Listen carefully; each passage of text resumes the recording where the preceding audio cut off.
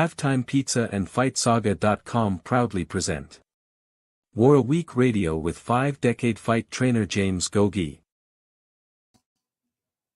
Guys, welcome. Happy Sunday to all of you. And boy, I tell you what, this is a gentleman that I'm about to introduce that is getting ready to take his victory lap because once again, he was correct in both big fight predictions. And are you guys surprised? And guys, it's the incomparable gentleman with the best eyes in the business, bar none. The legend, Coach James Gogue. James, how are you doing tonight, sir? Hey, Joe, I'm doing good. We got a great show going on tonight. It was just a flawless, spectacular performance by pound for pound best fighter in boxing. And all you motherfuckers out there that made money off my advice last week, you bitches better send your 33 1/3% to my ass. You feel me?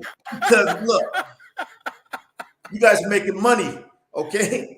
Off my advice. I'm giving you this shit for free, okay? I'll tell you what, Coach Gogue. Send your check in the mail. Send it to you, Joe. You forward it to me. I tell you what, Coach. Do you ever get tired of being right in this racket? Hey, Joe. You got to be humble about this shit. It's just like Derek James. He got Trainer of the Year. All those spectacular wins and this and that. But you go. Well, then again, man, I don't. Well, look, I'm just going to say. Well, look, I'm going to say. I don't call it wrong very often, man. No, you don't. And it's one of the joys of being able to share the air with you every Sunday. And I'll just say this, like once again, I always lean on the immortal words of Emmanuel Stewart. Well, a trainer is only as strong as the horses that he jockeys. Yeah, and that's it. And last night we saw a thoroughbred in the ring in Terence Crawford, absolutely annihilating formerly undefeated unified welterweight champion Errol Spence Jr. in 9 rounds, knocking him down once in round 2 and twice in round 7. And that was all she wrote. Once again, credit to Errol Spence for being a real horse and never stopped competing as late as that final 9th round, according to CompuBox, right? He kept working. In that final round, he threw 53 punches, but only landed 7. Well, compared to Crawford's 36 and landed 24. That was the difference in punch efficiency. And we'll go over all the stats, but according to James Gogue, and he set the table for this, basically giving you an outline and a schematic as to how this fight was going to play out. And he narrowed it down to one thing and one punch. What was that punch, James Gogue, that was going to determine the outcome of this fight? I said, once he establishes his jab, it's all over. It's going to set the tone of the fight. It's going to set up everything he needs to do to be successful winning the fight. All right, that was it. The jab.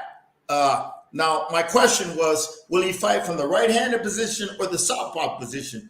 But when the fight started off, he went right at him at the southpaw position because when you're fighting when you're a southpaw and you're fighting a fellow southpaw, it's easier to get that jab established because if Spence was right-handed, if Spence was right-handed and you're a southpaw, it's harder to get that jab. Crawford, yeah.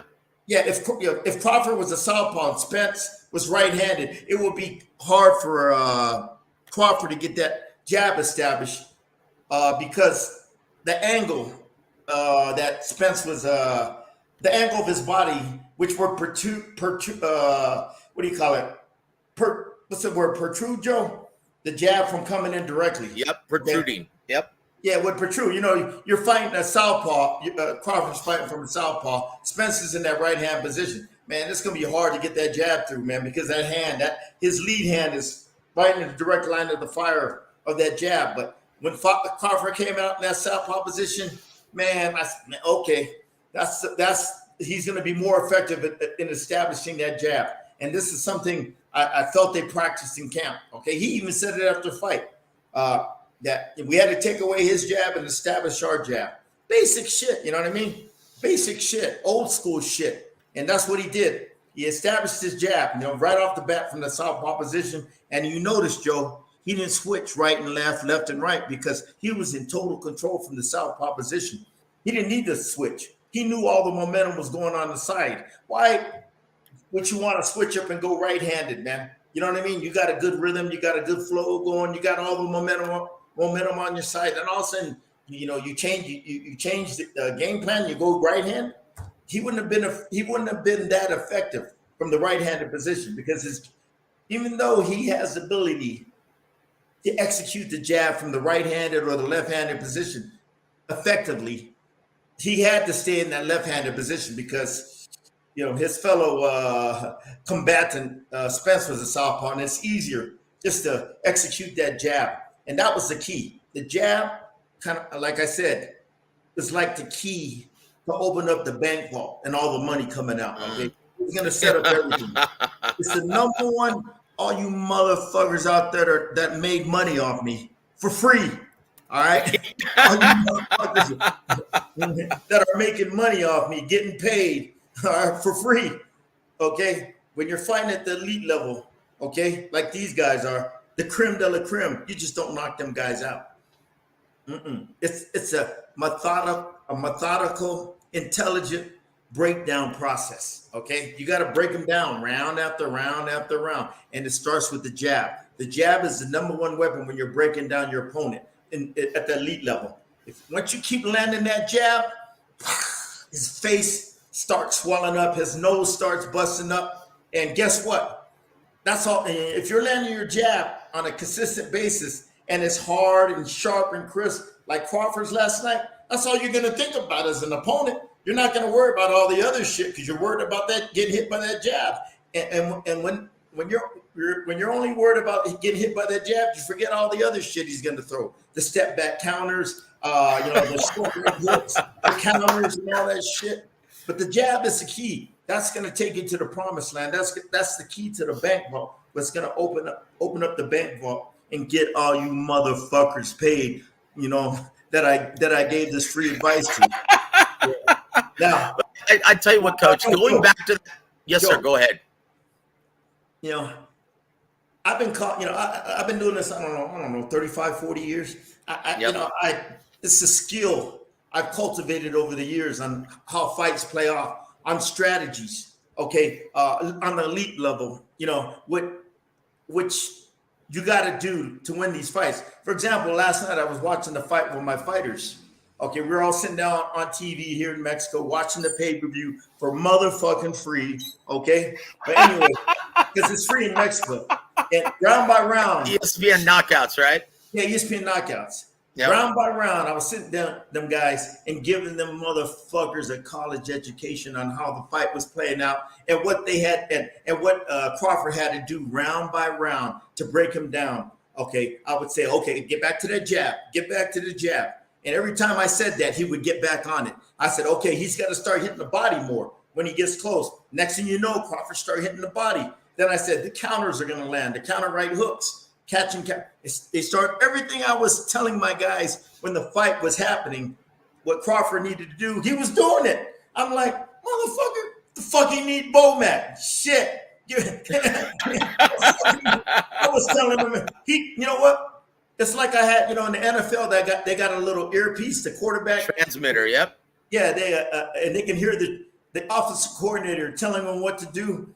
Basically, it was the same thing. It's like Crawford had an earpiece in his ear, and everything I would tell him, he would do it. When the exact time when to throw the jab, he would do it. The exact time when to counter, the exact time when to counter with the hooks, the exact time to hit the body shots. Okay, when he was on the ropes, man, remember I told you, Joe, use the Spence's strengths and create opportunities out of them, catching counters. Remember when Spence loaded up on that left hand when he got, I think in the 9th round or 8th round, and he started to try to wing it across. Well, he telegraphed it. Crawford seen that and caught him with the right uppercut, right between the punch. He beat him to the punch. All this shit I seen all this shit I told you last week, I seen. Okay, I'm like, but fighters, all those fighters, if you notice, all them bitch ass fighters he fought in the past, they were all too scared. You know what I mean? They were all too scared by his pressure.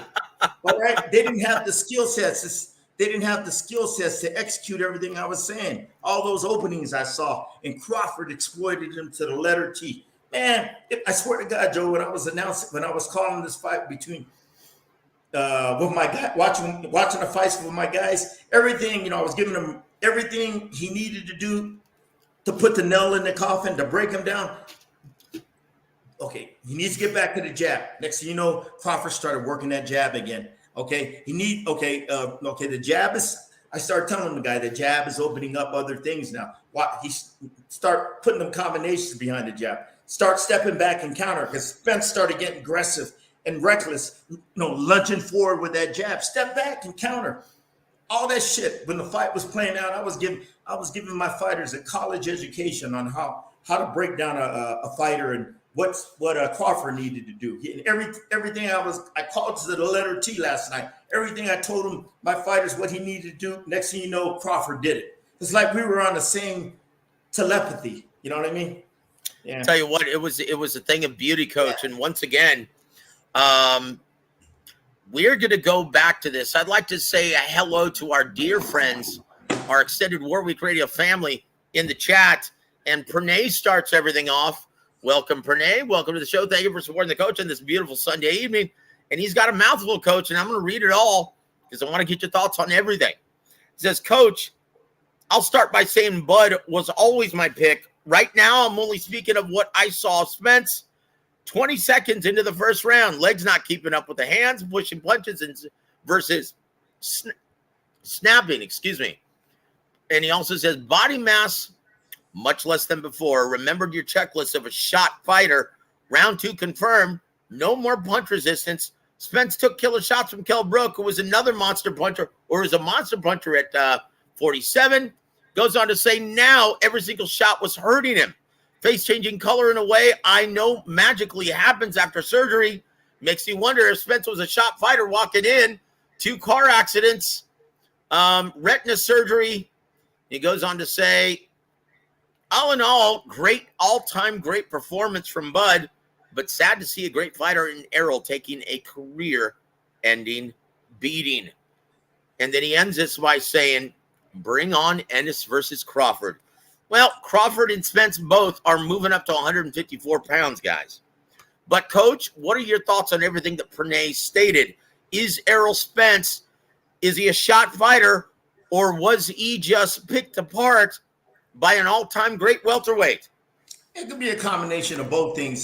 Joe, look, that's only his 4th fight in 4 years. That was only his, second fight since the accident he had?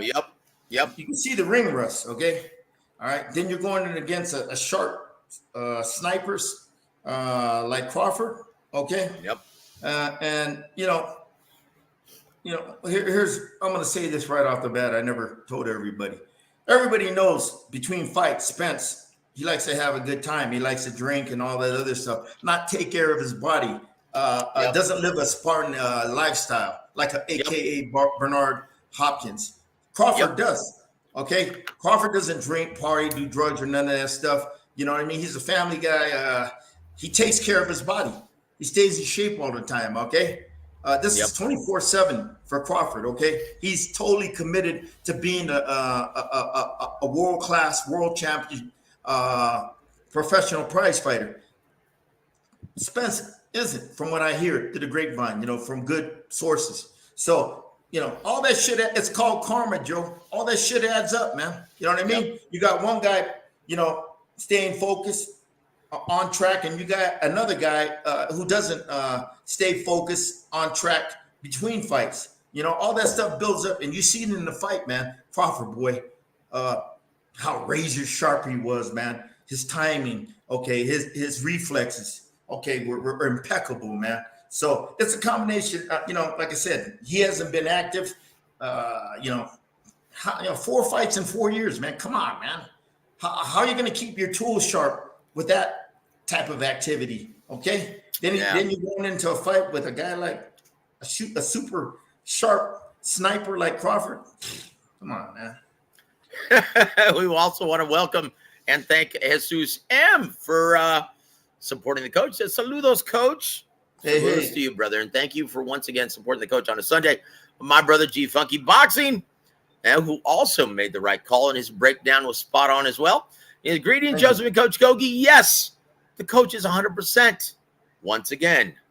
Well, tell you what, guys, it's an honor and a privilege to be able to listen and learn from the coach every single week. And thank you for joining us, G Funky. If you guys haven't already, please go subscribe to my brother, G Funky Boxing, at the House of Buggin'.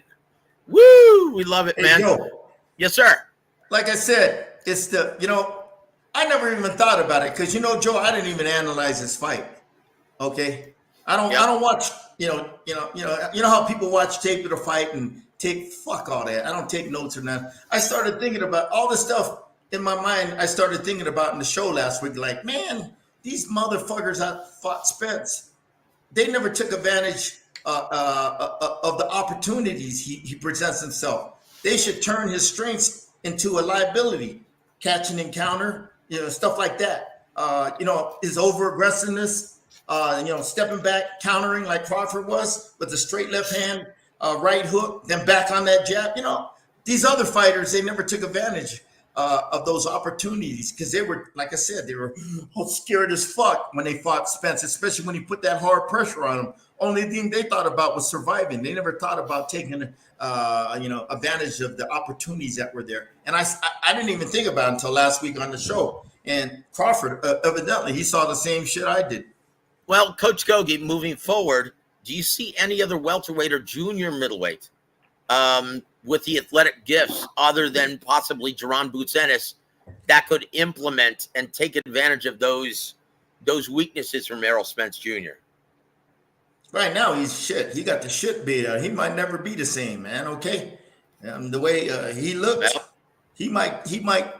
One fight can pretty much ruin your career. Just Solution Butte. Yep.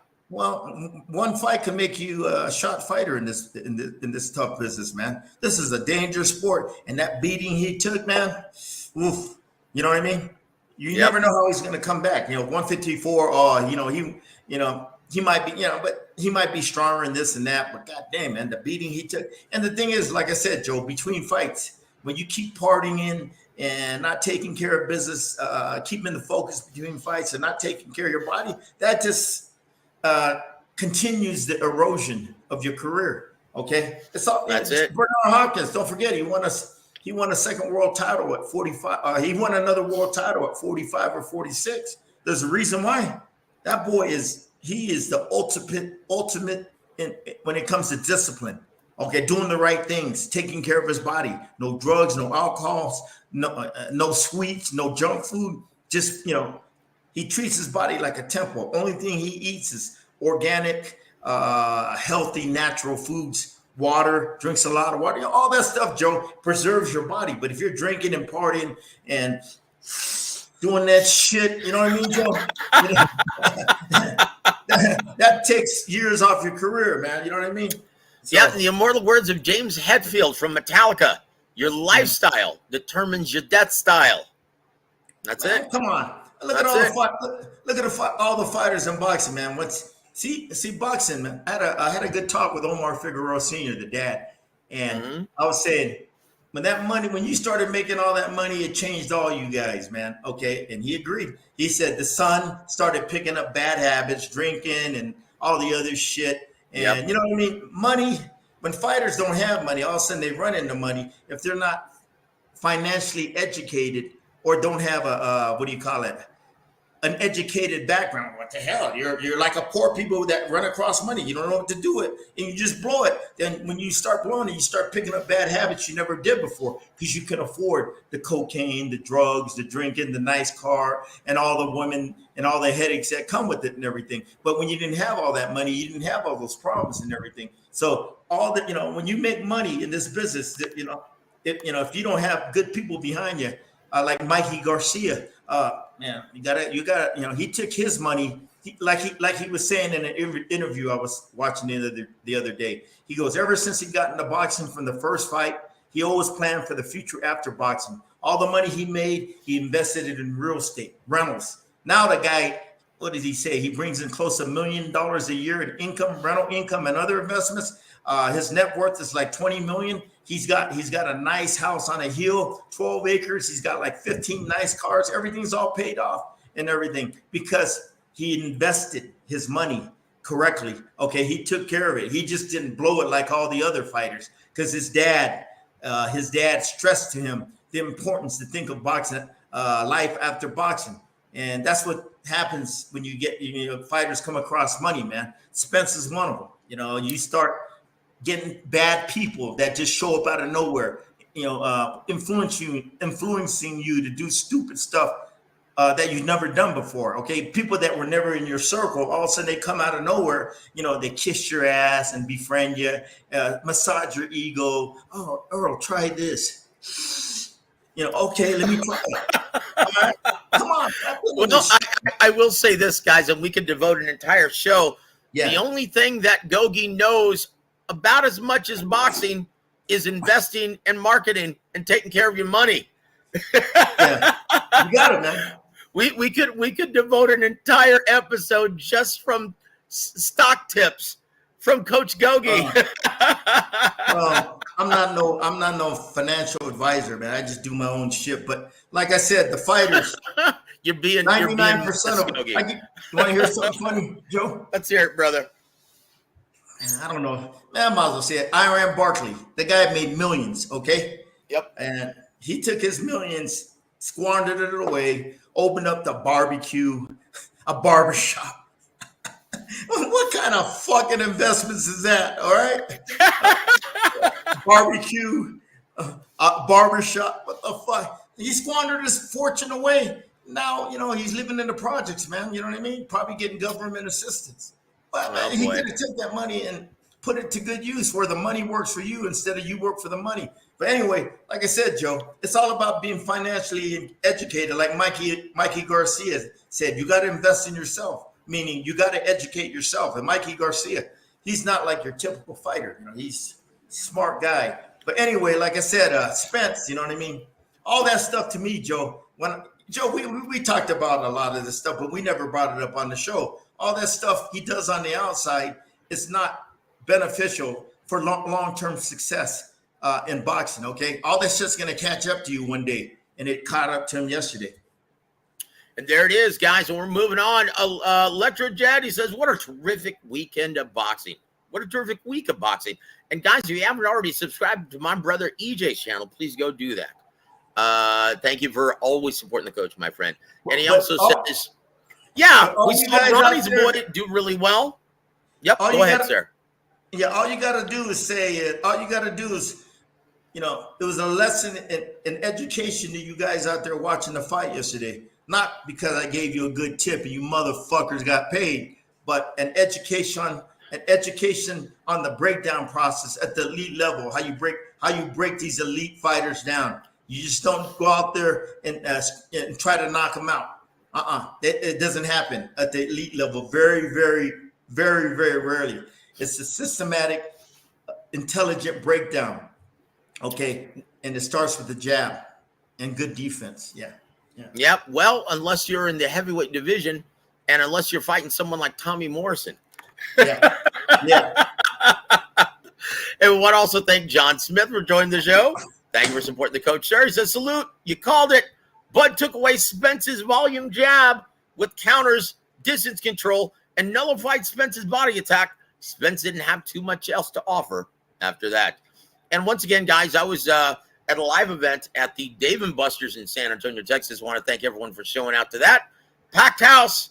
And we'll go into that a little bit later. It was so much fun. I want to thank everyone for joining us. We had a blast. And yeah. But you know what, Joe? Hold on. Let me tell you this. During the fight, Coach Gogue sent me a message after round 6, after he started to do the better work on the inside. He said, this fight's over. And he said, Derek James would be wise to watch his man closely for the next 2 rounds. If he keeps this going, he's gonna get his boy hurt. And we saw that unfold before our very eyes. It was absolutely incredible. And guys, once again, Coach Gogue, yeah, he laid it. It was almost like he could see Terence Crawford's hand. Like he had a royal flush, and he could see the cards before he laid them out on the poker table. It was absolutely incredible. Like I said, Joe, I was watching the fight with my fighters, and I was saying, at 6th round, I said, look, this guy's only good for 2 more rounds. Maybe 1 more. Next round, he'll get knocked out, or definitely the round after, he'll get stopped. I said, all he got to do, he's got to start going for the kill. He's got to start pounding the nails in the coffin and shutting them, okay? And that's what I saw, Joe, is, I got a good feel for this shit. And on like I said, on how a fighter is doing in a fight, and how much more a fighter could take in a fight. Like Spence, he couldn't take more of that punishment, especially them jabs, okay? Then once that jab, like I said, that's what Spence was worried about, that jab, when he was getting punished by it consistently. Yep. He didn't see them hooks, the short hooks, them uppercuts, the body shots, okay? That's why I said the jab is the key, okay? It sets up everything that you want to do, okay? But anyway, like I said, it's I was calling the fight to the letter T, man. I mean, what Crawford was doing, what he needed to do, when to throw the jab. See, it's not just throwing the jab, it's knowing when to do it. Crawford knew when to throw the jab at all the right times, man. Yeah. Oh. Yeah. Boy, and he was punishing. That wasn't just an ordinary jab now, was it? He was punishing Spence with that jab. That was like Marvin a straight Hagler. right hand, Coach. Marvin Hagler 2.0, that jab. That right jab, yeah. Yep, it was a thing of beauty. Moving on, guys, I want to welcome O.T. Spears. Thank you for joining the show. He says, Pranay, Jaron Ennis would get dominated by Terence Crawford. Ennis needs to fight Keith Thurman first. I don't know about that, and I don't know if we'll ever get to see it. Once again, Crawford and Spence are moving up to 54. Guys, this is, well, he's the next generation of great welterweights because he is indeed a special fighter. Pranay also says, Coach, why is Crawford at 35, almost 36 in a few months, not showing any signs of age like Canelo and Loma, who are also great defensive fighters? Is it because he was fighting an opponent who was 33? Nah, man, you look at Crawford's career. He never took a lot of punishment like them other guys. All right? Mm-hmm. Yeah, the better defense you have, the lower miles you have on your engine. Them guys got a lot of miles on their engines because you notice they're not great defensive. I mean, you can see them once in a while, show their defensive skills. But you look in fights, they take a lot of punishment. Against Bevo, he got hit a lot. Canelo, Lomachenko in this fight, he gets hit a lot. Okay, he's got great defensive skills, but he still gets hit a lot. He still takes a lot of punishment. Now you look at Crawford. That boy doesn't take a lot of punishment. He's like Mayweather. His great defensive skills, his God-given reflexes preserve his body from running up the miles on his engine. Okay, them other guys got a lot more miles on their engine than Crawford. Okay, but Crawford, like I said, he's a lot smarter than the motherfuckers. Okay, all right. He's smarter than Canelo, and he's smarter than Lomachenko. Okay. Indeed. And there it is. There it is. Also want to give a big shout out to my brother here today from across the pond. He said, cheers, Coach and Joseph. Crazy how Coach referenced James Toney in his preview last week because Bud sure looked like lights out with his infighting yesterday. That's, I think, what I was most shocked about, Coach. Spence, going into this fight, was heralded by most as being arguably the best inside fighter in boxing. Yeah. And Crawford was able to punch in between his punches, and he was throwing the more crisp, damaging, compact shots on the inside. What the hell happened, Coach? That's what I was saying last week, Joe. Remember, Joe? It just came in my mind, man. Like I said, I don't watch tape to for these previews and everything, man. I don't watch. All I got to it just came in my mind like shit. When you asked me that question, it just popped in my mind. He could take advantage of those opportunities on the inside. Other fighters that Spence fought, they didn't because they didn't have the skill sets. But Crawford has the ability to do that. Remember I told you that, Joe? On the Yep. you Yep. remember? Absolutely. Yep. Yeah, I said Crawford has the ability. What you said was, yeah, if James, a guy like James Toney with the natural athletic gifts and the high ring IQ, he could actually exploit the basic fundamental flaws of Errol Spence Jr. And Terence Crawford has the natural athletic gifts to exploit those same flaws. Yeah. Let's see if he does it on Saturday. But it all starts at the jab. And you said that it could have happened. Guess what? It happened. I saw it, Joe. Joe, I saw it because I saw. Let me tell you how. Joe, it just clicked in my eye. It just clicked into my head when you asked that question. I'm like, man, there's a lot of opportunities you could exploit. You could turn his strengths into weak. Joe, I said you could turn his strengths into weaknesses. Okay, if you got the correct, if you got the skill sets, and if you got the balls to do it, and not freeze up and go into defensive mode, self-preservation, and let Spence take control. And, use his strengths, his over-aggressiveness, and use it to your advantage. The step back counters. Every time Spence threw a jab, especially to the body, he'd lean in. Crawford saw that a mile away. Step back counter with a straight left hand, right hook, left hand, then was back on that jab in his face when he didn't expect it. Like I said, Joe, it's not throwing the jab, knowing when to throw it. Okay. And he did it right after combinations. He threw his combinations, get set, then boom, hit him with that jab when Spence didn't expect it. Yeah. Yeah, like last night, guys, and this is how special Gogue is. Last night I spoke to several different trainers, and they're going to go unnamed, right? And I said, Coach, what the hell did we just see? And every single one of them, other than Gogue, said, you know what? I would have never saw that coming a mile away. That was amazing. I had no idea that was going to happen. Guys, Coach Gogue was the only prolific trainer to have predicted exactly the way it played out. And that's a testament, guys. That's a testament to how talented and how gifted and how knowledgeable Coach Gogue is. And we have the luxury of listening to him every week. Want to give a big shout out to my brother Tyrese Bowie. He said, Boogeyman Bud won me $600. All right. Well, hey, Tyrese, show me some motherfucking love. Show me some love, baby. I want to thank you for joining us, and thank you for the super chat, my Joe, friend. We appreciate it, brother. Joe, I got a lot of motherfuckers paid. A lot of people were calling me. Especially my nephews, man. Loretto Garza, the former W.A.W champion, his sons, they're like my nephews. They all call me, what do you think, Uncle Jerry? Who's going to win? I said, but Crawford. No, they go, well, we think Spence. I said, you dumb motherfucker. You've been on Spence. Put your money on Crawford. Afterwards, they call me, I just won $400. I said, where's my cut at? Fuck that. You won. What do I get out of it? Bitch. I will say this, and Tyrese Bowie, thank you for once again for the super chat, sir, and supporting the coach on this Sunday. Says, Coach Gogue, talk your shit. You were spot on. Joseph, you said EJ would freeze butt at long to mid range with his jab. LOL. Well, to my defense, I said this fight was going to be determined by how Terence Crawford dealt with that, otherwise debilitating counterpunch killer that Errol Spence actually uses very, very well. And boy, I tell you what, he dealt with it in a very resounding manner and won the jab contest relatively early. That shocked the hell out of me. That was the key. I told you that. He's got to win that jab contest. He's got to establish his jab effectively, round after round, and he did. But anyway, Tyrese won some money. Good for him.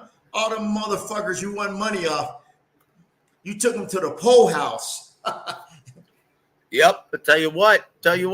Also, Jesus says, Coach, should have used more volume and fire the straight left instead of looping left. He wouldn't have mattered. He still would have got his ass whooped. Look, no. Bud carried EJ for half the fight. Bullshit. He punished him for 9 rounds. Hey, Tyrese, that's the breakdown process. Methodical. Take your time. All right. Let the fighter, as the rounds go on, start. What do you call it? Start disintegrating. All right, it's a breakdown process. It's like a slow leak in your tire. Let the air out slowly. Let it out slowly. All of a sudden, the tire is going to be flat. That's sadistic, coach. You're not just gonna knock these motherfuckers out. You got to do it intelligently. Because if you just try to go out there and knock these guys out, you're gonna take a lot of punishment. So you know what I mean. You're gonna get hit back. So you do it intelligently. Okay. Yeah. There it is. RZ, welcome to the show, and thank you for supporting the coach on this Sunday. He says, "Great call, coach. Who do you think would have a better chance of beating Crawford? Boots Ennis at 47 or Charlo at 54?" Ooh. That's the fight I want to see. Fuck Enos. Who's Enos? I mean, great fighter, but he hasn't done enough to earn a shot at a guy like Crawford. Now, Charlo, is he the undisputed Joe? Undisputed 154-pound champion. Yep. That's the title I would go. That's who I would go after next. You know how big that fight would be, Joe? That's a fight to sell because you got a guy that was the undisputed junior welterweight champion. Now he's moving up to another weight division to become the undisputed junior middleweight champion. That fight would sell, baby. And you know what, coach? Would you recommend Spence fight, for the soon to be vacant WBO junior middleweight title in Tim Zoo in Australia? That's also a huge fight. But guys, let's take a little break. And let's go to our segment. Floyd, please do the honors, please. Hey, we ain't ducking and dodging nobody. It's time for Fact or Fiction. Thank you very much, Floyd. Fact or Fiction, coach. A rematch between Crawford and Spence at 154 pounds would only prolong the ass whooping for the truth. Errol Spence Jr., Fact or Fiction? He ain't got shit for Crawford. He'll get his ass whooped again. Yeah. He ain't got shit for him. I mean, oh boy. You know what I mean? Well, no matter what Derek James does, it ain't gonna matter. Now, Derek James, like I said, he got Trainer of the Year. He was walking around with his chest out with a big old S over it. You know what I'm saying? Yep. But the thing is, they all got humble last night. All right. Now, Brian McIntyre, to me, he's in the lead for Trainer of the Year. Him and his team. Yeah. Yep. I'll tell you what, masterful. They should be in the lead, Trainer of the Year. Yep, should be. But once again, trainers only as strong as the horses that they jockey. And I will say this. I can't stand that category. I think it's overrated. Once again, it's all about the fighters, guys. And once again, it's a team effort. The entire preparation, conditioning coach, nutritionist, your subordinates of the head trainer. Yes, the head trainer manages the camp, but come on, it's about the fighter, guys. It's about that talent in the ring. Yeah. You got to have the talent, man. You got to have the talent. Like Manuel Stewart always said, it's not the sculpture, it's the marble. Yeah. That's it, guys. True words were never spoken. SSP Diamond, thank you for supporting the coach on this Sunday. It says, I heard Gogue say that Errol loads up on his shots too much. Glaring hole for a counter assassin like Terence Crawford. I saw that shit last week when I was saying everything, man. He can exploit those strengths and turn it into a weakness if you know how to do it. And there it is. Pranay also says, I don't have much interest in Crawford versus 154-pound Charlo after he gets his ass whooped by Canelo. but it's a chance for Crawford to become a 3-weight division undisputed champion. Never in the history of boxing. Yeah. Yep, and there it is. A rare gem. Want to thank and welcome Peter Von Arx to the show. Thank you for supporting the coach on this beautiful Sunday evening. He says, good evening, Joseph, Coach Gogue. Good evening to you, sir. He also says, Bud was parrying Spence's jab and landing a stiff one of his own. Good fight. It was a slaughter. I don't know what you're talking about. Good fight. That's one of the, Pete, that was one of the basic fundamentals I learned in boxing. They don't teach a lot nowadays. When a guy throws a jab, or a right-handed position, guy throws a jab at you, you parry the jab and jab back. Parry jab. Yeah. Simple way to neutralize your opponent's jab. Andre Ward, watch him when he fought Mikkel Kessler. Mm-hmm. Everything was off his jab. he was a guy, if you took away his jab, he became non-existent as a fighter. Everything was off his jab. Ward seen that too. Ward knew it. So once Ward neutralized his jab by picking the jab and countering it back, picking the jab and double jabbing back, picking the jab and triple jabbing back, then getting back on his jab, beating Kessler to the jab, it meant, watch the fight. Kessler quit using his jab after 4 or 5 rounds. It neutralized Kessler, and Kessler became a punching bag. So you got, if you're fighting a guy with a good jab, you want to neutralize it. The easiest way to do it is pick and jab, pick and double jab, slip, go over the jab with the right hand, and there's other ways, pick and hook. You know, if you got Roy Jones Jr. type ability, but there's ways to neutralize that jab. That's enough. If you got to going against a fighter, that's his main weapon. You got to neutralize it, or it's going to be a motherfucking long night. Yeah, well, you know, I thought, and once again, you said there are ways of neutralizing. I thought I would have sworn, I would have bet money that Terence Crawford would have actually chosen to use lateral movement instead of sitting in the pocket and winning the jab contest to neutralize his lead hand. So why did you think, and why did you see him winning the jab contest in the pocket instead? His jab was a lot more effective, faster, crisper, sharper, harder, punishing. Okay, yeah, he was just faster to the punch than Spence. Okay, all right, he was superior athleticism, Joe. All right? Yep, that's it. Right. That's it. So we're gonna move on. We're running behind. Gus, welcome to the program, sir. He says, can we talk about the chin of Cabrera? Can we talk about how Cabrera doesn't know how to fucking fight?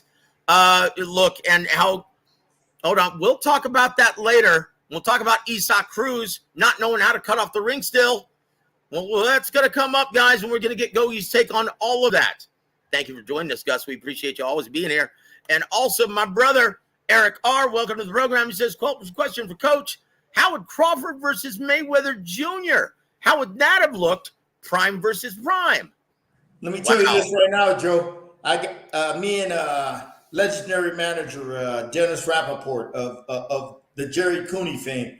You know, we were going back and forth on Facebook. He thought Crawford would be too much for Mayweather. I said, look, you're saying in their prime.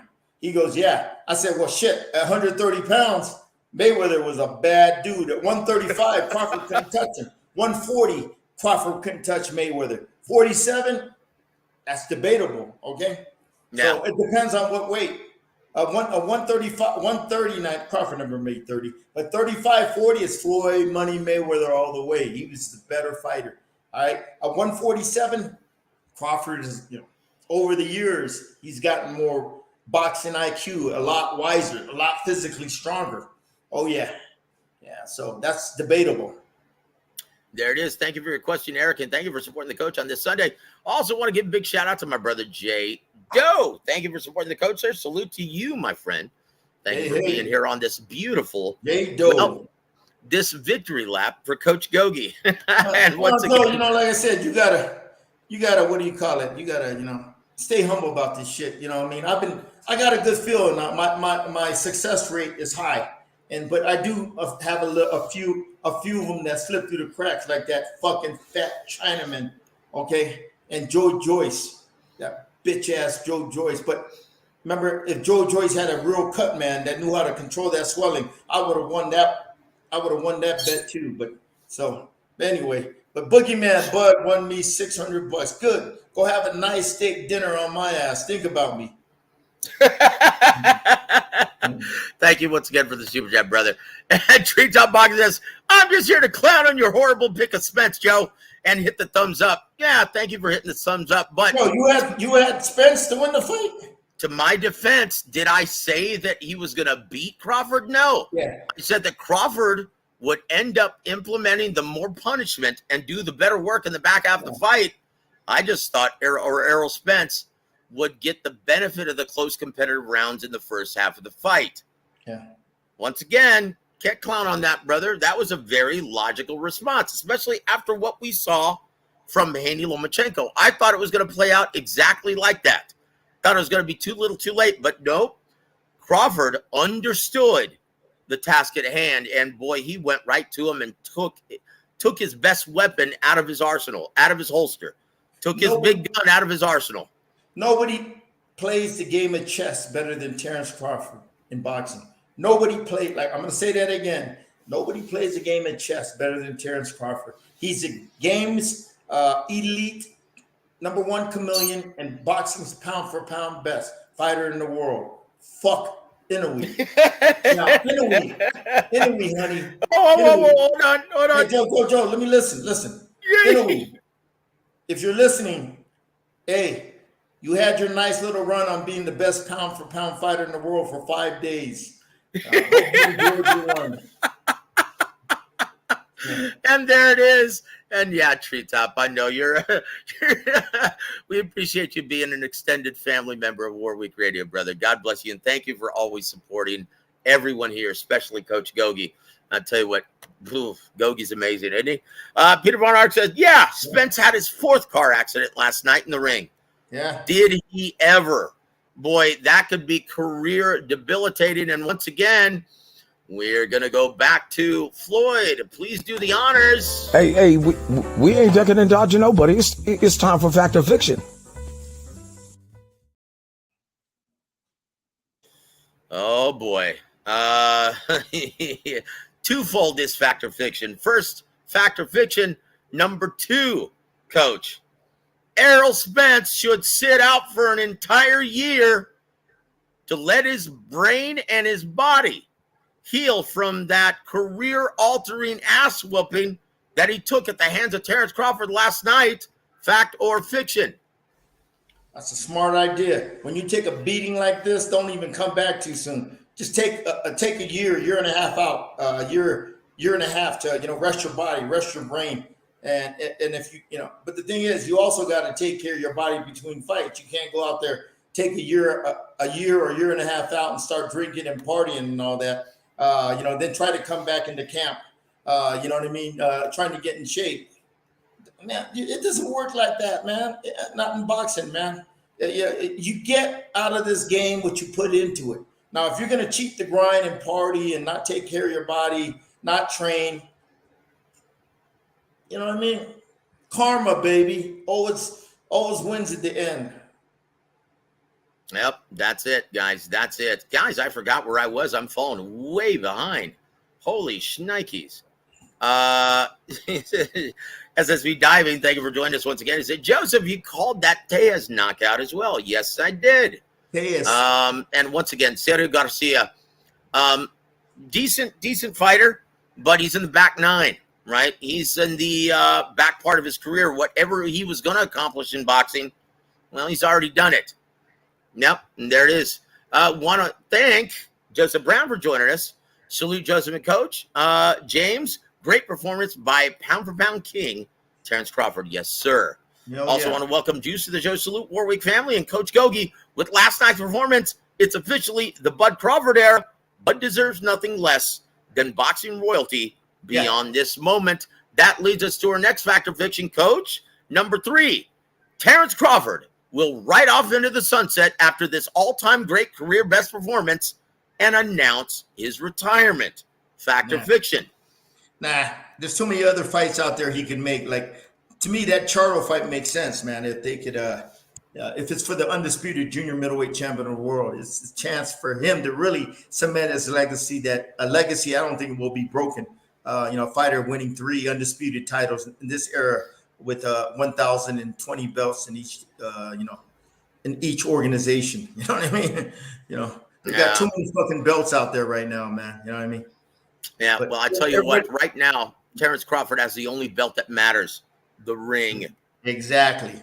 That's it. He is the undisputed ring champion. Yeah. Also, we want to thank KD Doctor 7989. Thank you for joining us, sir. Says, salute War Week Radio and Coach Gogue. Salute to you, sir. Man, I've been calling this for years that Bud was going to destroy Crawford. Spence, just too many levels for Spence. Spence, a great favorite, but his offense revolves. Don't know what that means. Oh, here it is. Continuation. Revolves around coming forward. Plus, Bud always lived a disciplined lifestyle, and Spence got sidetracked and distracted. Yep. We just talked about that. That's it. Yeah. Yep. There it is. There it is. Coach, once again, prophetic as always. Also want to give a big shout out to my brother, Bruce Casbox Jazz and more. Salute, boys, a la Medrick Taylor. Never the same after one fight. Oh, yeah. Oh, boy. Yeah. Oh, that's a sad story. And yes, it can all change within a blink of an eye. Khalid, welcome to the show, sir. Coach Gogue was on point again. The fight yesterday kind of reminded me of James Toney versus Iran the Blade Barkley. Bud is an all-time great. And you even brought up that example last Sunday, didn't you, Coach? Well, like I said, about using the same type of catch and counter skills that Tony has and apply it to Spence. It would work because he's right there to get hit, dude. He's right there. Like I said, Joe, a lot of fighters nowadays don't have the skill sets to do that, because when Spence starts putting that pressure, they start panicking. You know what I mean? Yeah. And here to there has to be. Errol should take a long break and see Keith Thurman next year at 54. Look, fuck Keith Thurman, brother. As much as I love me some Once Upon a Time Keith Thurman, look, man, he's a has-been. And once again, what is it? What do you call him, James? What do you call those fighters like that? He's a has-been, a retread. Yeah, that's it, a retread. Oh, Chingao. I tell you what, Tyco TV, welcome to the show, sir. Salute, Joseph and James, the great Gogue. Thank you. That's it, brother. That's it. Excuse me. Oh, boy. Let's move on, guys. We're running behind. Coach, Canelo ought to take notes from Crawford, boxing away for a KO instead of forcing power shots, and look to his defense. He used to. Coach, Canelo's picked up some terrible habits, trying to get guys out with one shot, just fighting behind a high guard. What happened? What happened? Did him assaulting, his assault on the entire 168-pound division, is that where he picked up all of these bad habits? Stop using his beautiful counterpunching, his creative combination punching on the inside, and his brilliant upper body on head movement? I mean, he started getting away from all the stuff that made him a real great fighter. All the stuff you were mentioning, Joe. And he tries to go out there and overpower you and everything. Now that shit ain't gonna work at this level, man. It's best, like I said, you got to break these guys down methodically, slowly, intelligently. Okay, and it starts with a good jab and defensive skills. But anyway, Canelo, he's kind of like, he gets hit a lot more than usual. Joe, he's on the back nine, okay? He's not the same fighter, okay? He's not in his prime no more, all right? All right? So when you're not in your prime no more, you usually can't do all that you can't do all that stuff like when you were younger, a.k.a. No Nito Dinero. You can see yesterday. Oh, boy. He's pretty much finished. Oh, jeez. Can't pull the trigger. He can't pull the trigger like he used to, but he gave a gallant effort for 12 rounds. But it's just the younger guy who was more fresh, more energy, quicker at pulling the trigger. That won the fight. But Nonito, he's not. He's way past his prime, and he should start calling it a day in boxing and just go into the Hall of Fame. When he's eligible. That's it. Look, he's got a lot to offer the boxing community in terms of training, and I look forward to him becoming one of the elite in terms of training and continuing his efforts as being one of the great ambassadors this sport has. He's a great guy, but we don't want to see any more of that, and that's all we're going to say about that, because that was hard to watch, Coach. Yeah, he was getting hit a lot. At that age, Joe, when you start getting that age, you start taking that punches, it's not good for your health long term. And he should see this shit. Him and his wife, they should see this stuff, man. When you get older, you start taking them punches to your head. And that could be a problem when you get, 45, 50 years old, man. I see it all the time. Shit. That's it.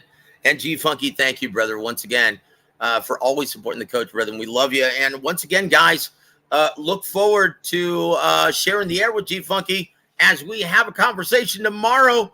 Once again, I should have known better than to schedule Sugar Hill Stewart on this show during Big Fight Weekend. He was with Team Donaire, and I just wish he had been Well, part of that been allowed in that corner. Once again, they notified the commission a little too late. But, and he says, Coach is a genuine article. But guys, join us tomorrow in our conversation with Sugar Hill Stewart at noon Eastern, 9 p.m. Pacific. Guys, yeah, join us for that. And have your questions ready for the always candid, well, always sarcastic Sugar Hill Stewart. It's going to be still something, guys. training Tyson Fury? I'm not going to let the cat out of the bag. We're going to let him answer that tomorrow. Okay. And I tell you what, though, he's going to talk about his cameos also in this upcoming Netflix series, At Home with the Furies, debuting August 16th, Wednesday on Netflix. What's that? What's that? It's a reality TV show with the Furies on Netflix. Oh, Tyson. Okay. Yeah. Look, if it's anything like the Osbournes, I'm all in.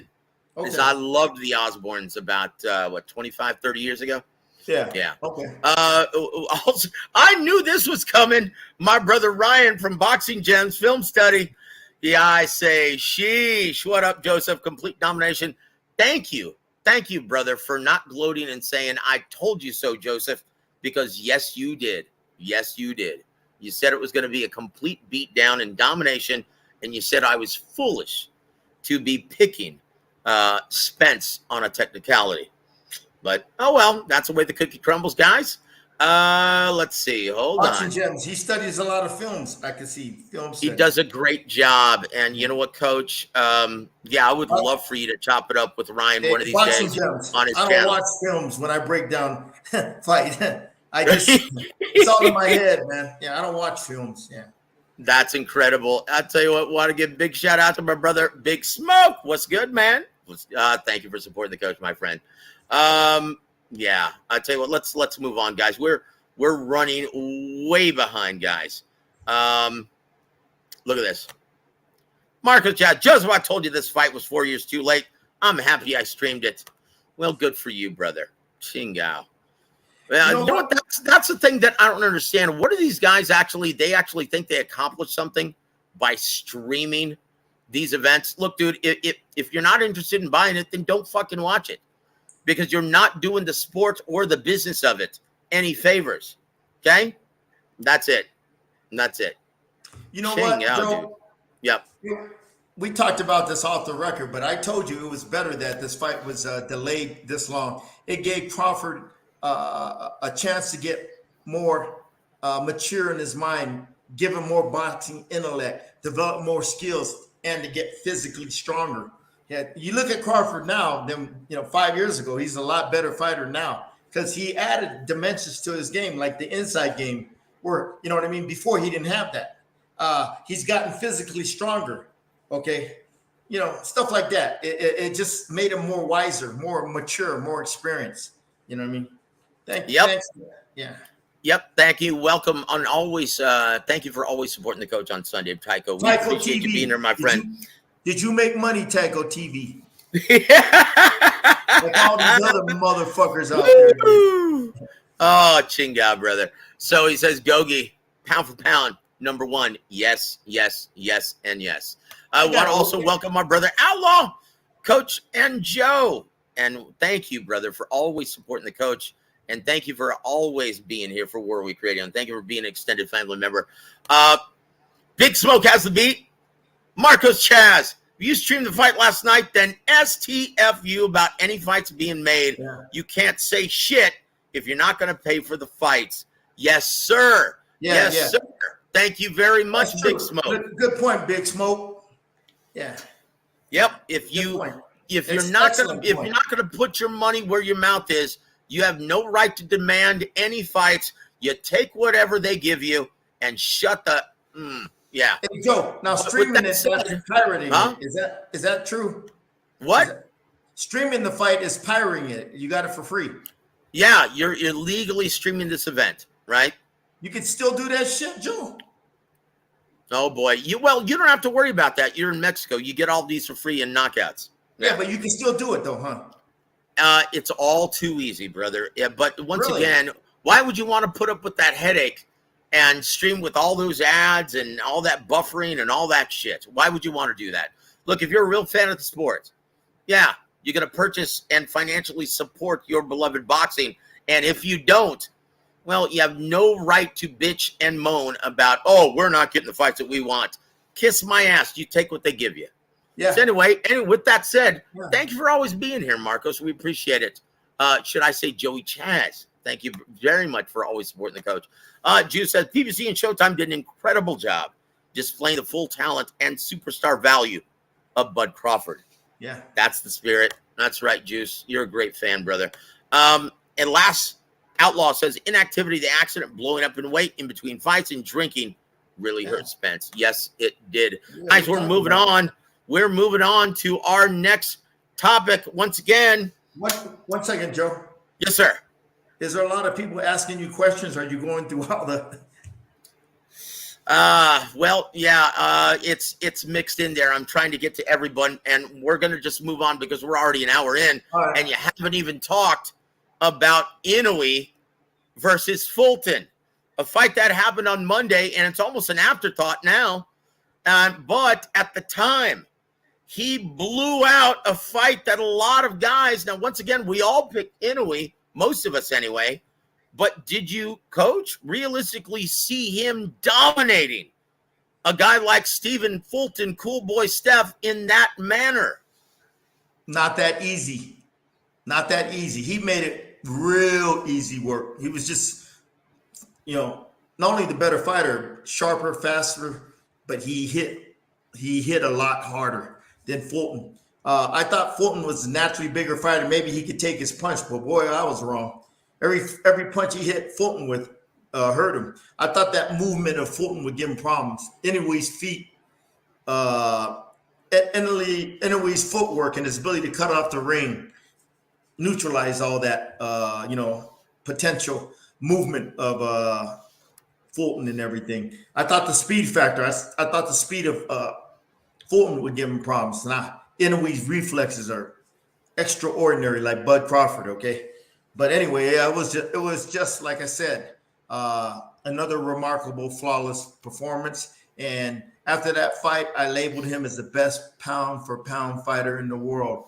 Well, that was short-lived for 5 days until Terence Crawford put on one of the greatest performances I've ever seen in boxing.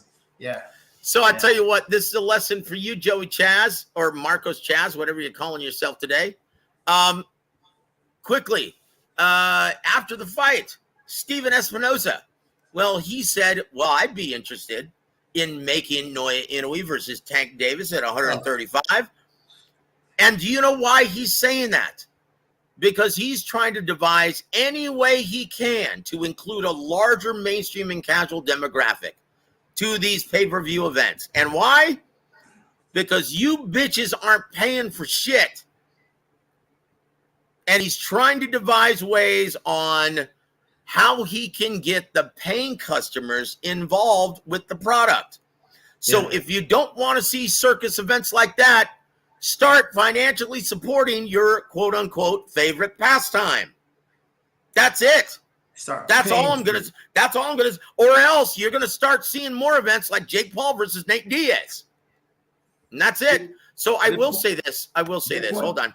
He says, Coach Joe, did you talk about Caleb's sweet slap plant yet? Look. Coach doesn't deal with rumor, gossip, any of that nonsense and noise that fighters do outside of the ring or that fans, go goo goo gaga about, right? He doesn't deal with that shit. He talks about everything that happens in the ring or that happens in the business.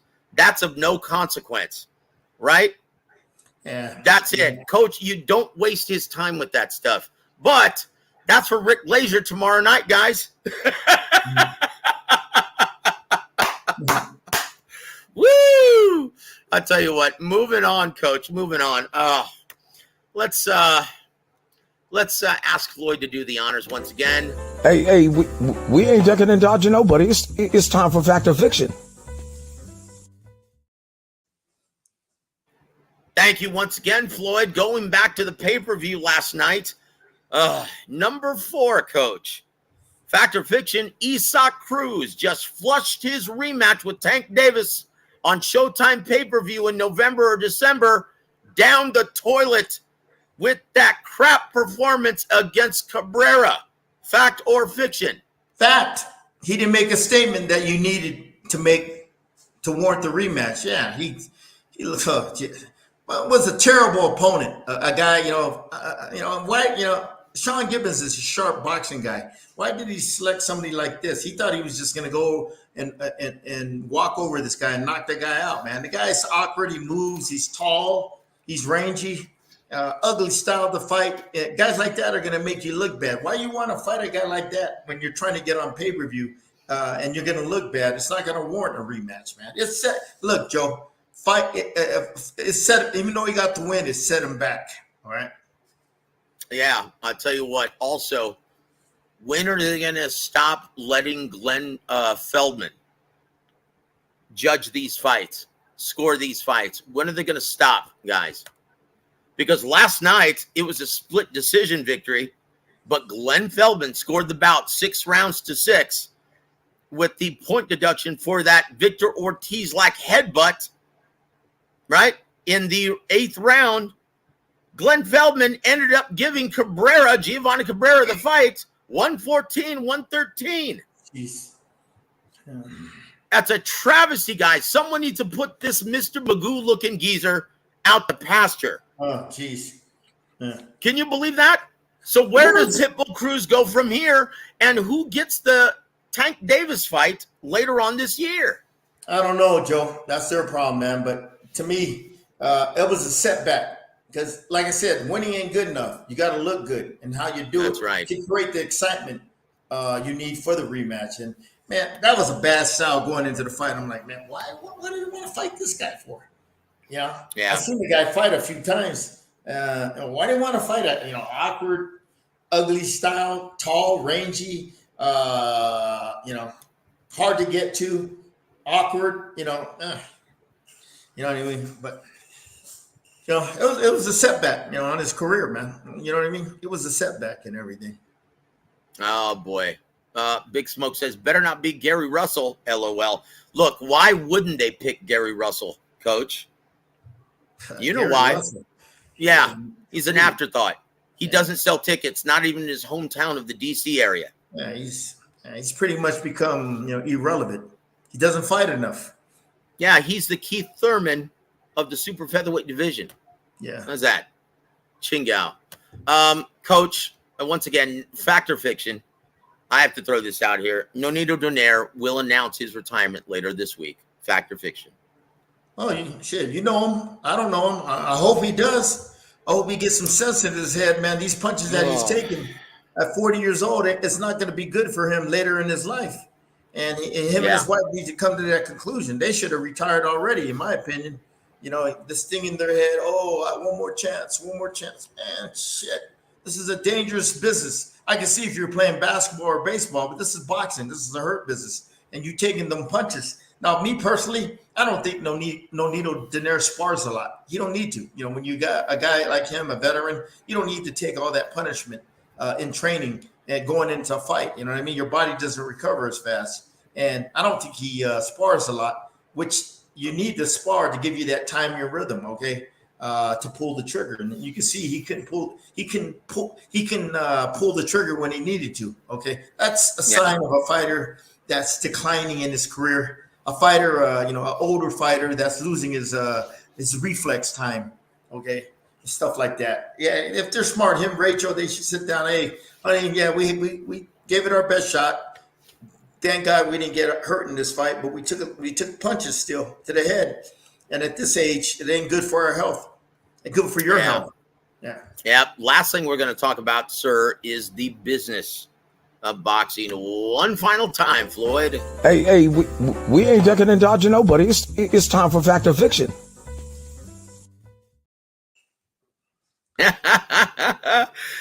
Man, I tell you what, that Floyd impression isn't bad, is it? Number 7, Coach, final one. Because of ESPN's lack of coverage for the historic Crawford versus Spence unification, the Showtime pay-per-view only attracted 500,000 purchases. Fact or fiction? You know that better than I do, Joe. I'd I'll say find, I'll find out this week, sir. yeah. I don't know. I'm not no pay-per-view expert, but I know it wasn't getting a lot. This fight wasn't getting a lot of mainstream press. But I hear also that there was started before the fight. There was a lot of interest building up in the fight. But shit, also, Joe, they were going against UFC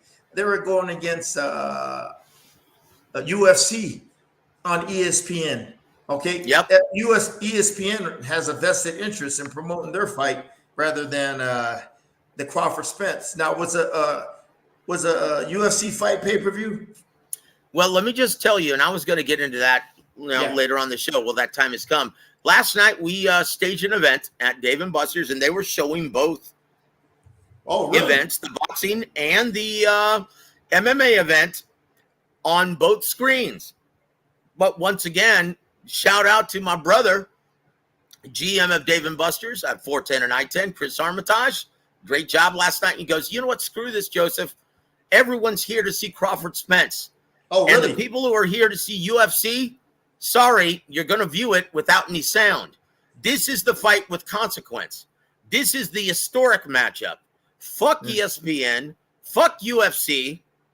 You know what? We're going to crank the sound up, and all everyone's going to hear throughout the entire venue is going to be how Mauro Ranallo, Abner Matas, and Al Bernstein call the Showtime fight. And he did that throughout the entire fight. And guess what? After the event, after that brilliant performance of Terence Crawford, no one was paying attention to the UFC main event. Everyone was still buzzing and talking about Crawford Spence. Was it a packed house? It was packed to the rafters. It was beautiful. Everyone was there to see Spence Crawford. Everyone that I talked to, and only maybe a couple dozen people were there to see the UFC event. But everyone was still their jaw was still like in awe, like, oh my God, what did I witness? Everyone throughout the rest of the night, they were still buzzing about that ATG performance from Terence Crawford. Now, Coach, been saving the best for last. Where would you rank that Terence Crawford exhibition last night of all-time great performances in your mind? And you've seen a ton of them. Where would you rank it? Look, I've seen fights all the way from the 70s, and I still watch a lot of old-time fights, 60s, before I was born. Sugar Ray Robinson, the 50s, and all that, stuff. Man, this performance has got to be one of the greatest all-time performances I ever saw. I put it up there with James Toney when he massacred Iran Barkley. Just the way he did it, the skill level, the IQ. Julio Cesar Chavez versus Edwin Chapo Rosario gave a master class on trench warfare. Who else? Roberto Duran versus Davey Moore. Okay, all those were master class performances. There's other ones. This one belongs in that category. Ruben Oliveira versus Lionel Rose when he won the title, masterclass performance. But anyway, these masterclass performances I mentioned, Bud Crawford belongs in that one. I only got 3 or 4 of them. He's the 4th or 5th. Okay, you know what I mean? I just don't pick any of them to be in that category. Reason why is what I learned from the fights. Okay. Yeah. The knowledge and wisdom I gained and what I learned from them, that makes me a better coach. The knowledge and wisdom I learned, which I can transfer to my fighters and make them better fighters. That's my criteria. Everybody else, they might have a different one, but me is what Duran versus Davey Moore. I've learned more in that motherfucking fight than all those super fights out there 10 times over. All the little things that Duran did in that fight.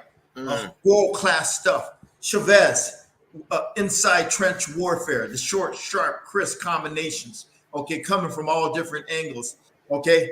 Upper body movement, good defensive skills in the inside. And, all that. James Toney, Iran Barkley, my introduction on what high skill level is at the elite level, the shoulder roll counters, the great defensive skills, the great defensive skills fighting off the ropes, countering off the ropes. man, all this shit, man. You know what I mean? I put these in all-time great categories, all-time great performances, just what I've learned from these fights and how it made me a better coach, and the wisdom I gained I could transfer to my fighters, and they can add them onto their skill sets to become better fighters. Yeah, that's my part. So would you say last night's performance against another pound-for-pound guy, like Errol Spence Jr., would you say that's a notch above Joe Calzaghe's clinic over the very overmatched Jeff Lacy? Joe Calzaghe just overwhelmed him with swarms of punches. All right. That was just volume, a lot of volume punching and conditioning. Crawford did it with skill, precision, and that motherfucking Jeff Lacy. You know what I mean? He, Terence. I mean, what's his name? Errol Spence is a lot better fighter than Jeff Lacy was. Okay. Yep. Agreed. Although Jeff Lacy at the time was former Olympian like Spence, undefeated like Spence, but he wasn't a proven super middleweight champion like Errol Spence. Yeah. Didn't have the kind of skins on his resume. Yeah, that's true. Yeah. Jesus M says, well, Floyd versus Canelo was a masterclass, coach. It was a masterclass, but Floyd, it didn't have the offense behind it like Errol Spence did. Oh, okay. Yep. Well, I tell you what, Terence Crawford just, he punished Errol Spence. And he also says, Floyd versus Marquez was also masterclass, but once again, he won on points. Yeah. Crawford brought his whole arsenal to this dance. The body attack, the short, crisp counters inside, his outside game, the step back counters, his composure, his poise, getting in the pocket, holding his ground, not letting Spence push it back. This was a fight that was evenly matched. Now you go Floyd versus Marquez, I guarantee you the odds were motherfucking 6 or 7 to 1. It wasn't even money. Right? That is an excellent point, Coach. Excellent points as usual, brother. That's what I call a masterclass. When you get two evenly matched fighters, they say, and the odds are even, then you outclass the guy with high skill level, high boxing IQ. That puts you into the all-time great performances. It's like Barkley when Barkley fought Tony fought Barkley. Odds were close. Duran versus David Moore. He was a 4-1 underdog. Okay, Chavez versus Rosario. The odds were pretty close. You know what I mean? Mm-hmm. Yeah. Oh, all-time great fights, Coach. Thank you for that. And yes, Outlaw Lacy was never the same after that fight. And I would bet, and odds are favorable, that Spence will never be the same after that fight. Nope. I agree. G-Funky, listen to me, man. Listen to me. Here to there. How's the beat? Now, I will say this, though. Hopkins Trinidad was another clinic surgically picking apart the hard-punching Trinidad, but I knew that. Hopkins was a naturally bigger fighter. I can't figure that out. And also, you didn't see Bomac fuck with Spence before the fight in hand wraps. Yeah. Nah, didn't see it. Outlaw, Barrera versus Ahmed. That was a great fight and a great performance. Made Barrera a star, but not with the skill level like this motherfucking Crawford did it yesterday. Yeah, and that was a product of Ahmed. Well, and Manuel Stewart told me this. He came into camp weighing like a light heavyweight, Coach. Yeah. I heard about that too. Yeah. Yep. Oh, and he goes, we got no chance in winning. As soon as I opened that door and saw the Prince, weighing, looking like a balloon, he said, there's no way in hell we're winning this fight. Jesus M says, Arguello versus Olivares. That was a good performance by Alexis. Yeah. Solid. And there it is. Sly, welcome to the show, sir. Better late than never. I haven't seen someone take a pounding like that since Pamela Anderson and Tommy Lee's old tape. Oh, Chingao. Coach, we're at the end of the line, though, brother. Do you have, well, let's look at the schedule ahead. Guys, there is Well, there's other nothing. fights, Joe, we didn't talk about, like Shanicia Estrada, you know, what my favorite female fighter. She put on a great performance against a real gutty, tough fighter. She did a real good job of, you know, hey, look, Joe, she had a tough fight, a difficult style, but she found a way to win. Okay, that's what you know. To me, yeah, it's women's fights. Yeah, to me, I was watching her fight, and she's improved so much as a fighter over the years. She's developed a lot more skill sets to her game. All right, she's a fighter that takes her craft seriously. She don't fuck around. She don't drink or party or, you know, she's a fighter. Between fights, she takes care of business in the gym, staying active, getting better, you know, always staying in top shape. And yes, the other day she had the difficult opponent, tall, rangy, and she had to find a way to win. She had to, find strategies she needed to do to win this fight, and she pulled it out, you know, by outsmarting her opponent. So, yeah, it's women's fighting, but, you know, that's what I look at, Joe. Her toughness, her resiliency, and her ability to adapt and finding a way to win, okay? That's what I look for, okay? That's the character I look for in a fighter. A lot of these bitch-ass men ain't got that character. She does. And yeah, that was at the Palm on Friday. And one of the reasons why I'm not ecstatic about giving this event some shine, but once again, I don't want to act like ESPN.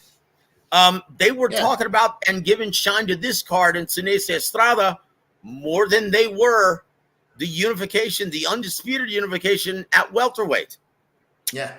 Once again, we hate to see that kind of coverage from the sports leader in the American market. It's dog shit. I will point this out, though, Coach. Another loss for Carlos Valderas, who had trouble making weight. And, yeah, he loses the majority decision against Nair Albright. Coach. Want me to say something about that fight? Let's hear it, brother. Let's hear it. He had a problem making weight, so, you know, I don't know Carlos personally. I thought coming out of the 2016 Olympics, he would be a world champion, not only a world champion, but a star in boxing. He was the most, to me, he was the most talented, marketable fighter in USA boxing coming out of that 2016 class. I had him ahead of Shakir. But I don't want to talk about it. You know, when you don't make the right moves, get with the right people, and start off your career the right way, it's going to hold you back. And, you know, this fighter he fought was a difficult style, tall, rangy, long jab. You got to get by. Okay, like I said, you got a fighter that has a good jab, man. And he keeps putting it in your face, man. It's hard to deal with. And the guy moved and everything. To me, it was a good fight for him to get experience. Even though he didn't win, he got that experience he needed to fight a tough, difficult style like that guy he fought. He's got to learn how to develop skill sets on how to intelligently pressure your opponent. Meaning, like I said, intelligent pressure, ability to close that distance without taking a lot of incoming. Okay, he was standing on the outside too much for this guy, letting the guy, you know, get off on his jab, letting the guy stay in rhythm.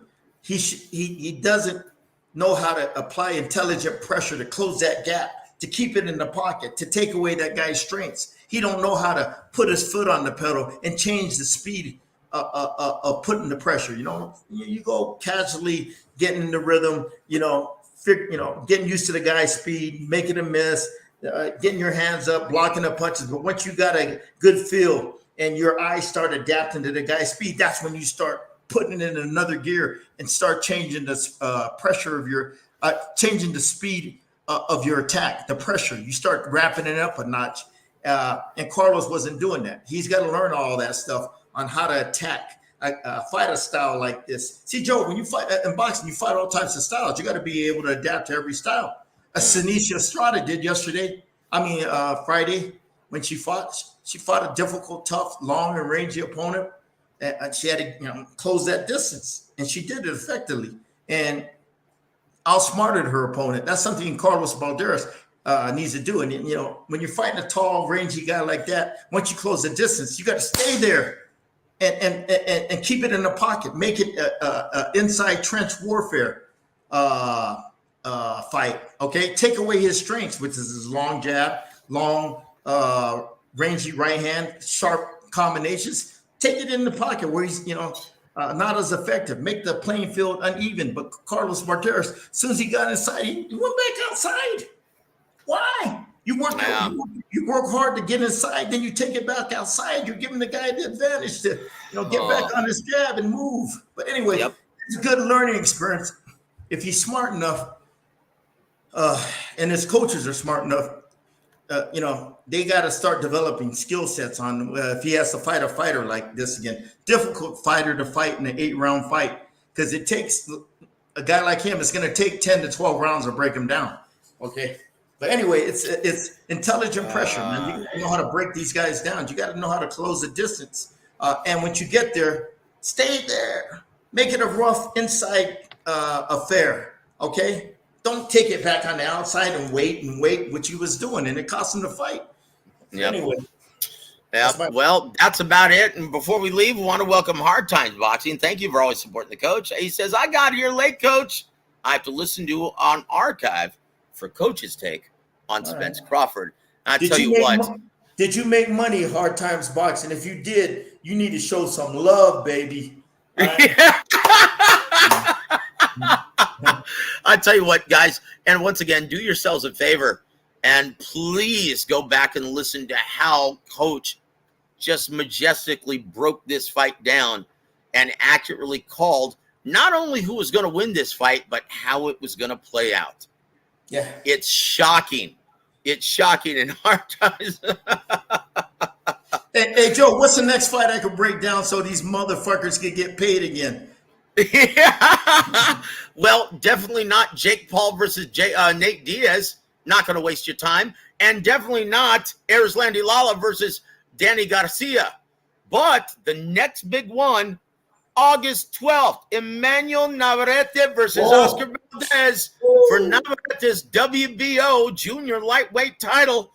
Woo! That's going to be a flow. That's going to be a barn burner, guys, but that's not happening for another 2 weeks. Navarrete, Alacron Burchell 2.0. Oh, shit. He's not easy to find. And Valdez, I think he might be on the downside, but he still can punch with that counter check left hook. And Navarrete, his defense, it's not all there. Oh boy, are we looking at another sensational performance by Oscar Valdez, guys? Does he have one left in him? Does he have one left in him? But tell you on what, the undercard, my buddy of mine's fighting a good friend, Azabachi Martinez. 17-0, 16 knockouts. One of Mexico's young stars coming up, promoted by legendary Fernando Beltran. He's fighting Raymond Muratalla. Muratalla. Yep. Muratalla. Woo! I tell you what, that's a great fight in the undercard in the co-main event. That's right, Raymond with the Muratalla. Well, they have listed here. Let me tell you this. Beltran, very careful on how he moves his fighters. All you got to do is look at Munguia. He must see something in this fight where he thinks he has a good chance of winning and upsetting the box of apples over there and beating Muratalla. And I told Azabachi, because we sparred him. Boy, he is hard. He's strong. He's a good technical boxer, excellent counter puncher. But there's, inside he needs to polish up. That's where he should take this fight, on the inside, if he gets a chance. Okay, but I told him the key to winning this fight, just like the Crawford fight, you got to establish a consistent jab every round, and that's going to set up everything. That's gonna take you to the promised land. I told him you got to have that jab, and you got to get close enough where you can make that jab effective. You got to know your distance. You can throw your jab. A lot of motherfuckers throw their jab, but they're missing their opponent by this much. That means you're too close. That means you need to get closer, motherfucker, and quit grow some balls and get closer to the guy. Quit worried about getting hit.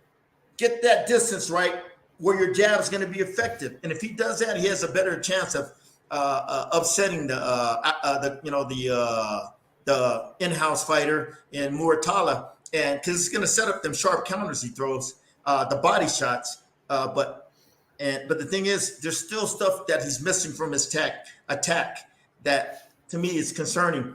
But this guy can punch, and because of his ability to punch, he can hurt you and everything. But it's going to be a good, solid fight. Azabachi, he's gotten excellent sparring over here from these Russian guys. He was sparring Lazaro Alvarez, a southpaw, good technical. Coach Gogue, hold on. Share your final thoughts. Wrap everything up. I need to take a 1 minute break, sir. Go ahead. Yeah, but anyway, Azabachi, the co-main event. Yeah, a lot of people don't don't know anything about the fight because it's the co-feature, and you're talking about a guy from Mexico. This is going to be his pro debut in the States and everything. But like I said, Beltran, he does not take risk. He will not put his boy in there if he feels good about it. Because look at Beltran. He's been protecting Jaime Munguia, for the last 2 years. But yeah, that's a fight I want to see. This Azabachi and Muratalla, because Muratalla, boy, he's also a good, fundamentally sound technical boxer, puncher. He can hit you. He can hurt you at any time. He's explosive. Ooh, that's why I told Azabachi the key to winning this fight is that defense. That is defense, not getting hit by those big punches and this jab. Okay, and that if he gets his jab established, that's gonna, like I said, it's the key to opening up the bank vault and all the money coming out. But anyway, that fight, Top Rank always got good fights, man. They had another fight the other night. Xavier Martinez and that Torres kid. Yeah. Oh boy. The two undefeated prospects. Martinez. He's not. He lost one time, but that was a good little scrap. But Top Rank, they always Brad Goodman is the best when it comes to matching their fighters and everything. So. Yep, great showing also by Abraham Nova. Yeah, and getting the 3rd round KO for Jonathan Romero. Wow. And also Rohan Polanco getting the 5th round TKO over Cesar Francis. Yeah, right? Yeah. And Dante Benjamin. Dante Benjamin getting the majority draw with William Langston. Wow. Dante who?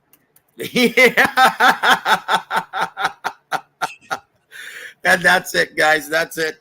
No here to there. He dominated Nakatila, right? Yeah. On the undercard of Haney Lomachenko. Yeah. Right? In the co-main event. Look, man, let me tell you about Muratalla. He's been asking the questions. He hasn't been able to answer any questions. This fight right here, I think he's going to have to answer some questions. Well, I can't wait for that, Coach. And once again, that goes down, guys. And G Funky says Valdez will shock the world once again. Like I said, G, does he have one more great Alakan Burchot performance in him?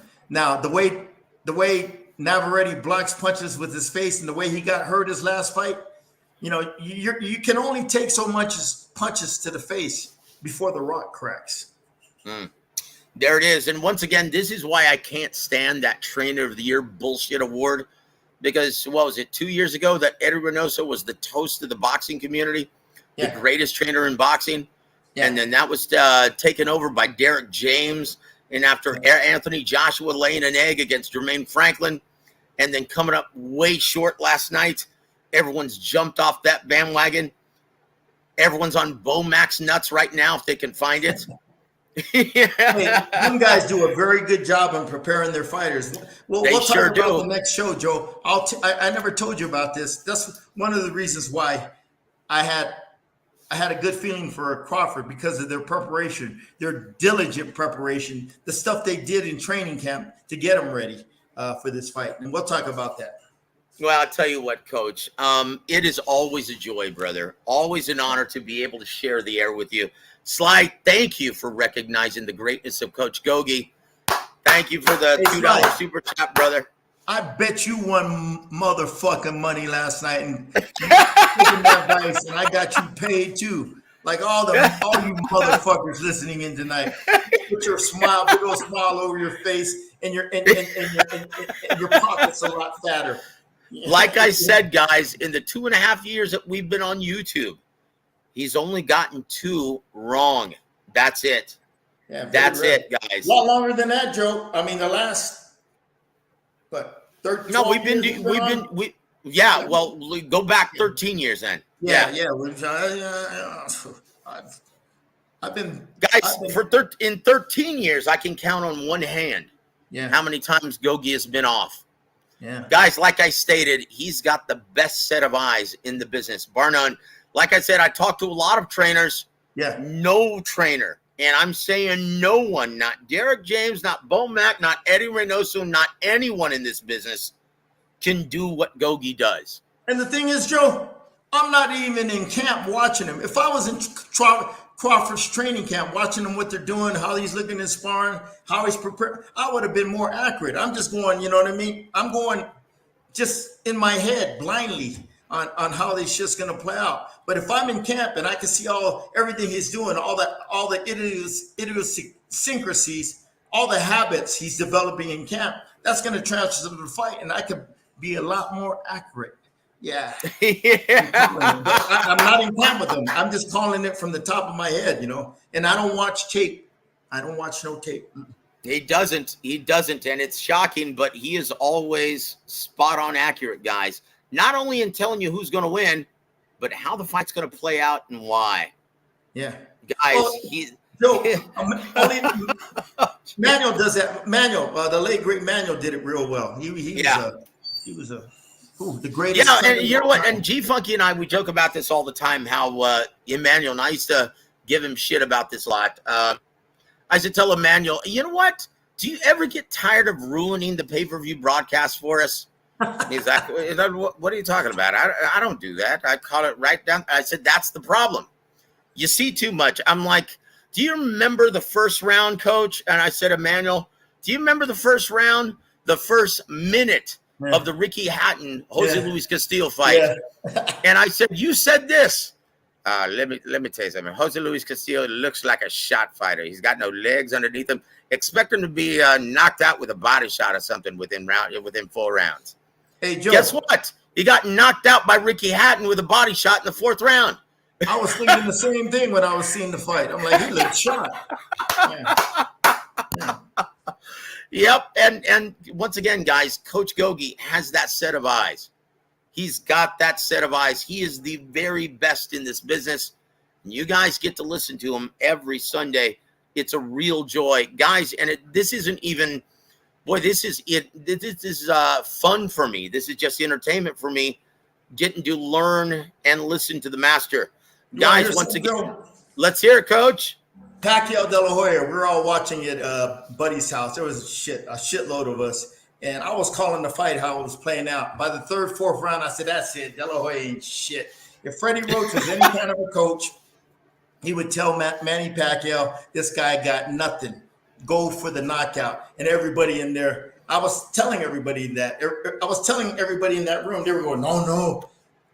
De La Hoya is still dangerous, man. He's big. He's got to be careful. I said, what the fuck are you looking? Look at his legs. He got nothing. He has no legs. When the fighter has no legs, he's nothing.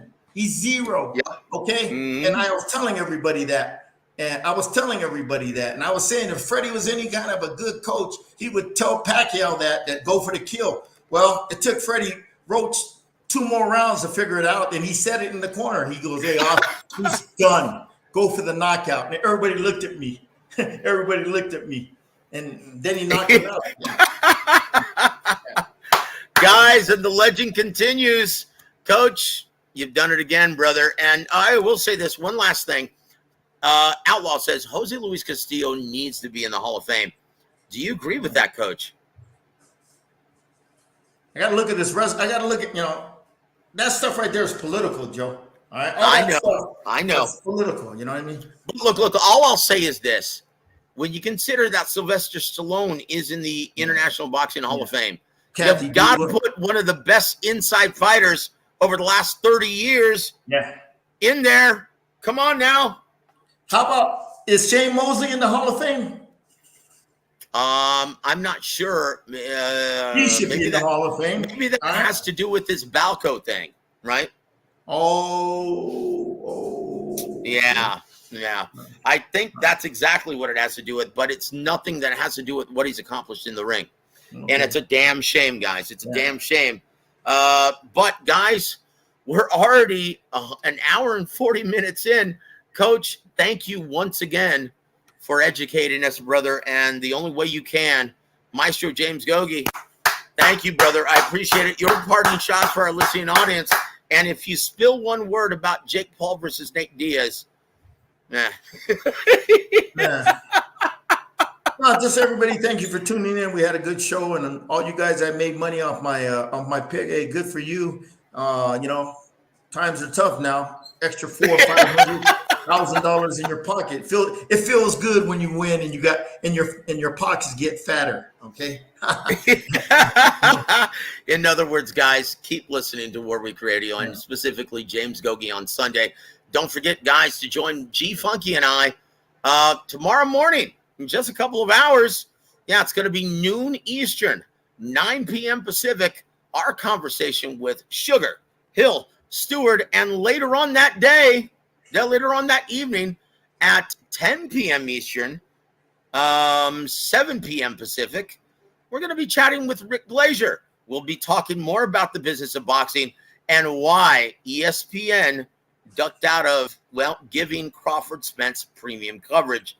We'll talk all about the business.